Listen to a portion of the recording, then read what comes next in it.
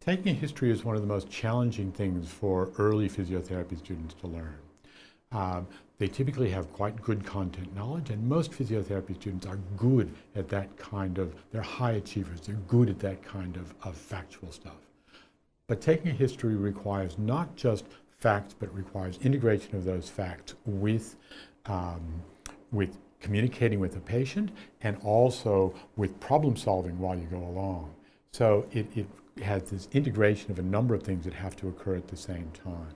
So previously we taught this with just working peer role plays. So the students would work with their colleagues, and it never worked terribly well because the student that was acting as a patient couldn't portray the role necessarily terribly well. They'd go out of role, they knew their friends, they would talk to each other.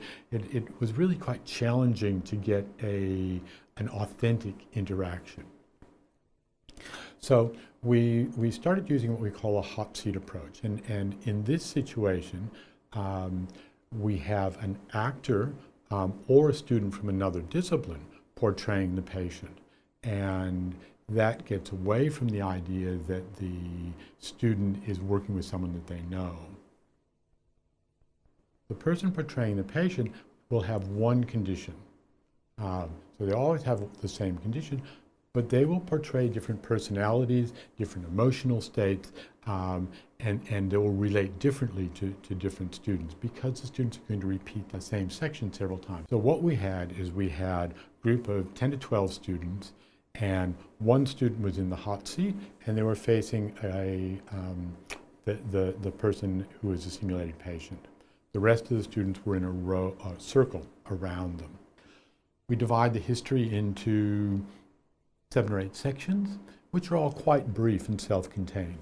So the first student who's in the hot seat asks the first question, gets the first piece of information.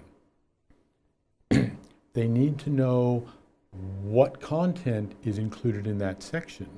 So it's about knowing the structure as well as being able to communicate. They might just ask, "Oh, good morning, my name is Neil. What can we do for you today?" and wait for getting an answer. Once they've done that section, they'll rotate.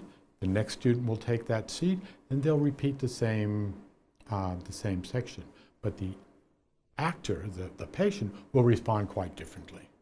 So one time it might be, yeah, it's my ankle, and the next time it might be, I was out playing soccer the other day, and it was Tuesday night, and Tuesday night, you remember how it rained on Monday night and it was really wet? Well, the field was still a bit wet, and I was a bit late getting there because I had to, that kind of difference, and the students need to be able to respond appropriately to those kinds of different ways of communicating.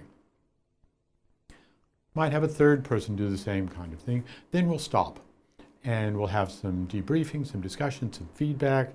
If there's issues that arose, they might redo part of that and then move on to the next section and repeat the same process. So each student will do several sections as we go through the hour and a half that this lasts. And in that time, they will sometimes be first, sometimes they'll be the second person to do something. Sometimes we as the facilitators will come in and demonstrate how something might look. We might get them to redo part of it if there was a question that arose that everyone struggled with a little bit. We might get them to practice that thing again, and then at the end of that, then we'll have a global debrief about the issues around communication as well as around the structure as well as around the problem solving. So how did this work? We got exceptionally good feedback from the students. More than 90% of them thought that it was useful or very useful. In the first time we ran it, the students had experience with the previous way of doing this. And when we asked those students, nearly 80% of them preferred this hot seat method to the traditional method.